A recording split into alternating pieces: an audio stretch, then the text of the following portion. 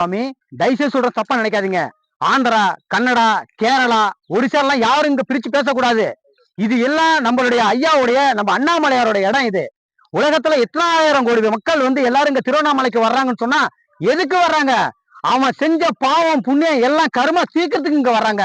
திருவண்ணாமலைக்கு வர்றவங்க இங்க எவ்வளவு சொத்து சேர்த்தாலும் இருக்க முடியாது. இந்த திருவண்ணாமலை கிரிவல பாதையில பாத்தீங்கன்னா எத்தனையோ இந்த ஊர்ல மண்ணுல பிறந்த எத்தனையோ மக்கள் இங்க இருக்கு. ஆனா அவங்க சொத்து சேர்க்கணும் யாரும் ஆசைப்படல.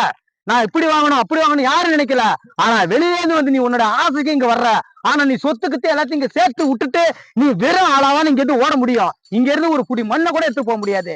அதனால தயவுசெய்து சொல்றேன், இந்த வீடியோ பாக்குற எல்லாருமே நான் ஆந்திராவில எந்த ஸ்டேட்டை பத்தி யாரும் குறை சொல்லக்கூடாது. நாம எல்லாம் அண்ணாமலையோட புள்ள. அதனால பாத்தீங்கன்னா உங்களால முடிஞ்சது தர்மம் செய்யுங்க. தர்ம நிலையில நீங்க இருக்கணும். இந்த கிரிவலம் பாதையில பாத்தீங்கன்னா ஒரே நேரத்துல பௌர்ணமி டயத்துல நிறைய அன்னதானம் போடுறீங்க. அந்த அன்னதானத்தை மூட்டை மூட்டையா கொண்டுட்டு போய் கொட்டுறாங்க. சாப்பிட்டது மிச்சம் மீதி போவ எத்தனை ஏழைப்பாட மக்கள் மற்ற நாள்ல இருக்கிறாங்க. மற்ற நாள்ல பாருங்க, இந்த கிரிவலம் இல்லாம இந்த பௌர்ணமி நாட்கள் இல்லாம எத்தனையோ பேர் இன்னைக்கு பசிப்பட்டுமா இன்னைக்கு நான் பாத்துட்டு வந்தேன். என் கண்ணால பாத்துட்டு வந்தேன். குடிக்க தண்ணி கிடைக்கல, சாப்பிடறதுக்கு இடம் இல்ல. நீங்க என்ன செய்றீங்க? தயவு செய்து நீங்க 1000 பேருக்கு அன்னதானம் போடணும்னு சொல்றீங்க, 30,000 பேருக்கு வசூல் பண்றீங்க. 1000 பேருக்கு அன்னதானம் போடுறீங்க, பாக்கிக்காக தின்னு போடுறீங்க. ஏன் அதை மிச்சம் பண்ணி வச்சு மத்த நாள்ல இங்க போட்டா என்ன உங்களை யாராவது சொல்ல போறாங்களா? யாராவது சொல்ல போறாங்களா? தயவு செய்து நீங்க எல்லாரும் தர்மம் செய்யும் தர்ம பிரபுகளே, பௌர்ணமி டயத்துல மட்டும் செய்யாதீங்க. ஃப்ரீயான நாட்கள்ல செய்ய.